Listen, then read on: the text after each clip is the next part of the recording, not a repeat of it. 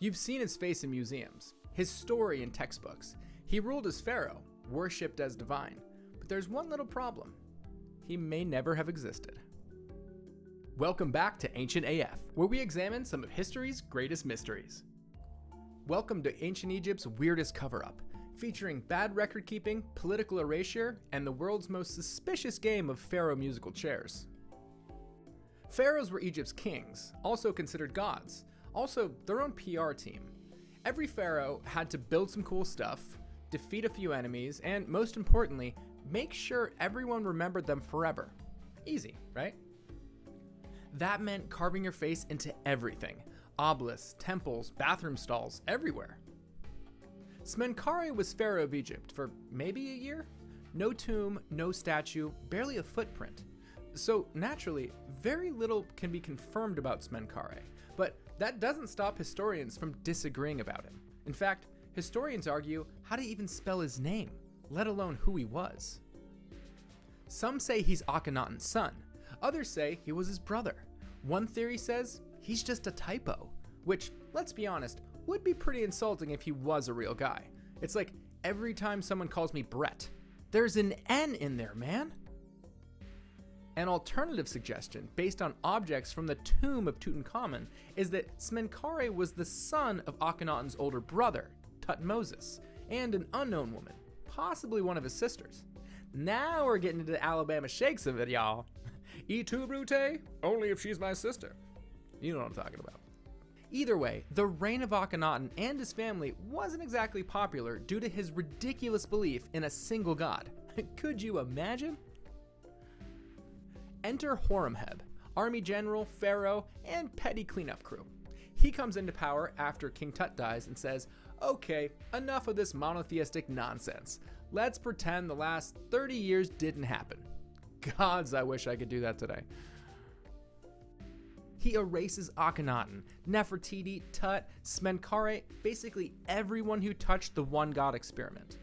So let's weigh the evidence, or lack thereof. The name appears briefly in temple records. No known tomb, no face, no mummy. No I built this statues or carvings. Existence? Unconfirmed. The result? Scholars think Smenkhare might have been a temporary stand-in while King Tut was too young to rule. Or possibly a reused throne name for PR reasons. Or a name made up after the fact to explain some awkward gaps in royal succession. It's like Egypt's version of "we were on a break." Sure you were, Sandy. One theory suggests Akhenaten and Smenkhare could have been homosexual lovers, or even married. This is because of artwork clearly showing Akhenaten in familiar, intimate poses with another pharaoh.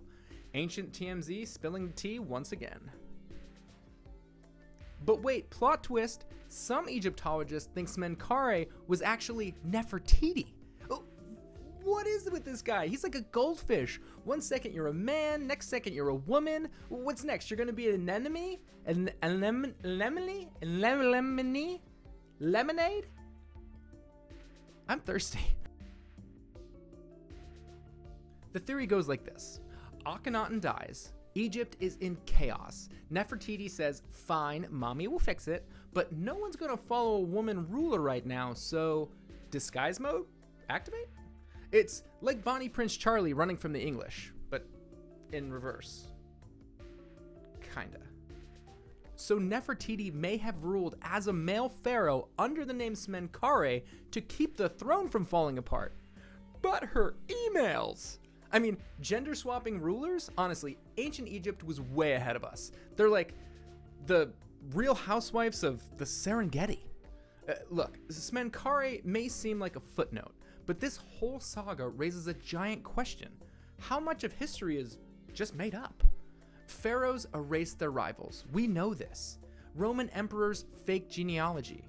Even modern leaders rewrite their stories like it's their LinkedIn bio. The current English royal family are, get this, German. The first of their line literally didn't speak English and he didn't learn it on purpose. Maybe Smenkhare was a forgotten king, a gay lover, or a queen in disguise.